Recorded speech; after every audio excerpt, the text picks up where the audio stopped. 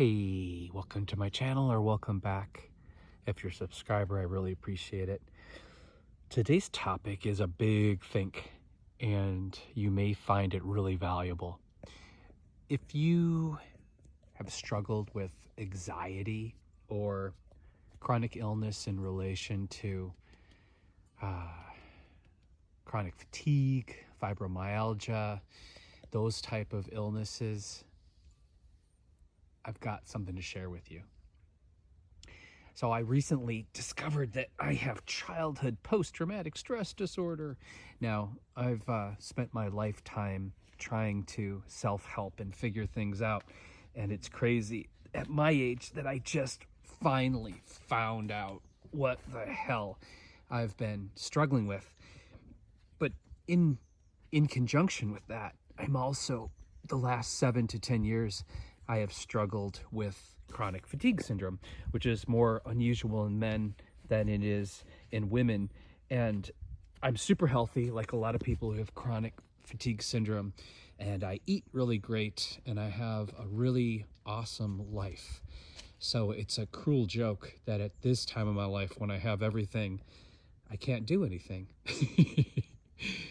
So I finally found the right therapist. And what I mean by the right therapist is when you're dealing with certain issues, your card stock talk therapist is not going to be ample.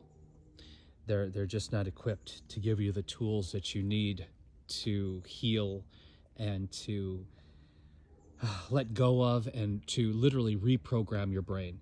Because when you have trauma of any kind, be it childhood or regular PTSD from some type of traumatic event in your life, if you were a veteran or experienced a violent crime or something else horrific that, just took you down, when you have childhood PTSD, your brain is literally wired wrong.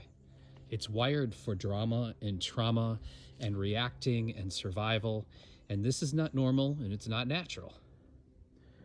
So when you go into therapy to heal your brain from childhood abuse and neglect and trauma, they have certain methodologies that help you to literally do this.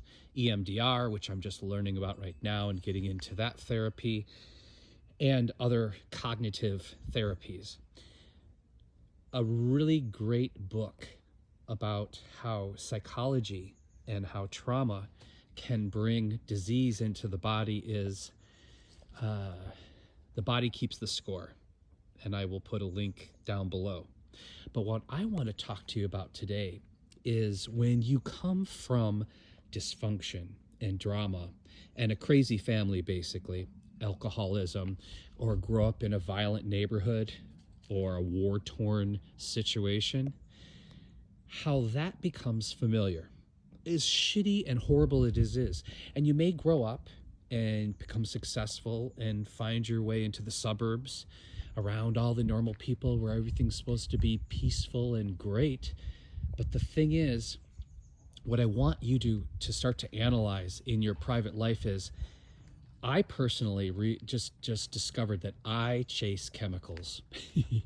And what I mean by chasing chemicals, I don't chase drugs, but I chase adrenaline, which is turned into cortisol and turned into other stress chemicals in my body, which causes inflammation and other things.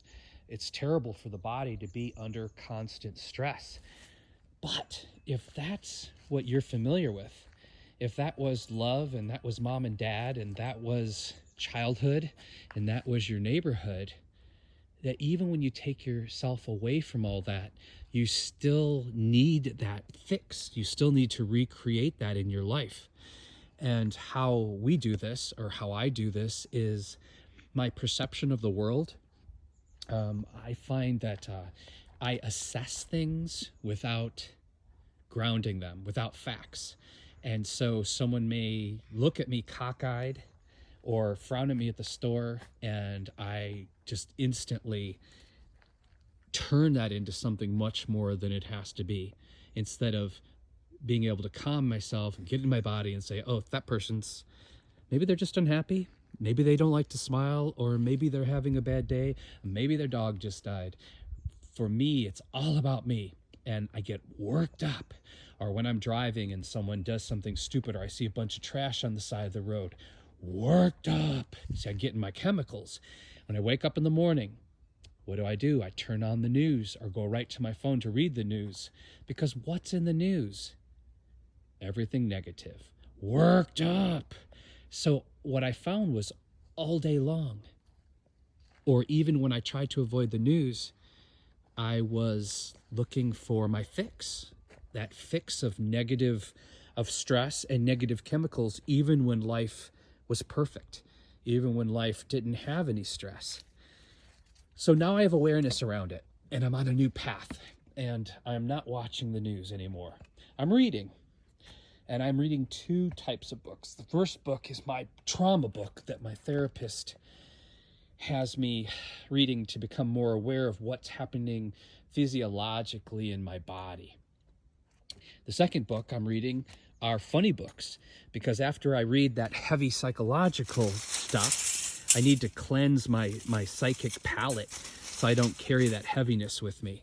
So I recommend, if you're doing therapy and you're reading, even if you're doing it self-help until you find a really good trauma therapist, that you make sure that you don't re-traumatize yourself. That's what they call it, re-traumatizing yourself.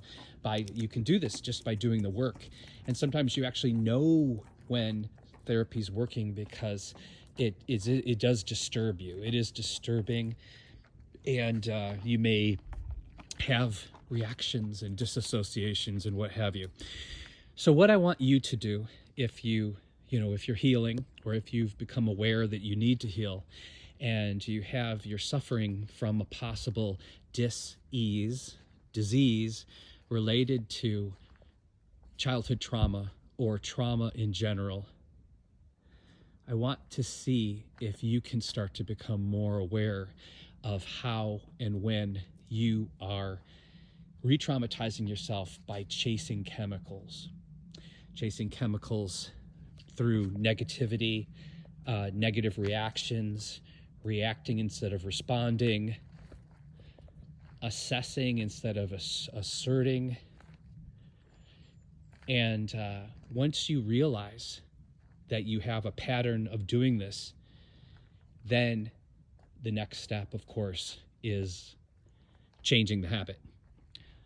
And you do this by grounding your assessments, and getting really, really into your body and aware of your body, and stopping the reactions. And those reactions suddenly become responses, and slowly you start to rewire, and you start to literally alleviate the need and the influx of all that negative chemistry that you're choosing to bring into your life and to bring into your body. And then comes the real healing, not just emotionally, but your body's going to get a break, because it's not normal. It's just like if I had a car and you were driving that engine full throttle, your foot all the way down. It could only handle that for so long until something popped.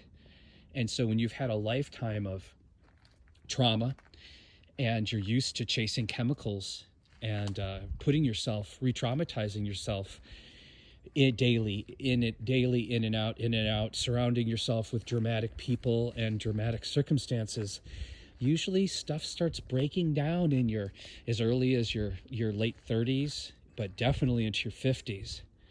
And it's unnecessary if you can become self-aware and start taking responsibility for the things that are actually in your power that you can control, instead of trying to control and fixate and focus on all the things out there in the world that we have no control of, especially other human beings and political circumstances and. So that's my pearl of wisdom for you today. I hope you understand. I hope I wasn't overly didactic. And if you like my videos, my organic gardening, my quick money saving tips, art, and occasional magic, please subscribe. It helps. And I want you to take care of yourselves and please take care of each other, because I believe how we treat each other in our streets, that's our ultimate reality. Bye for now.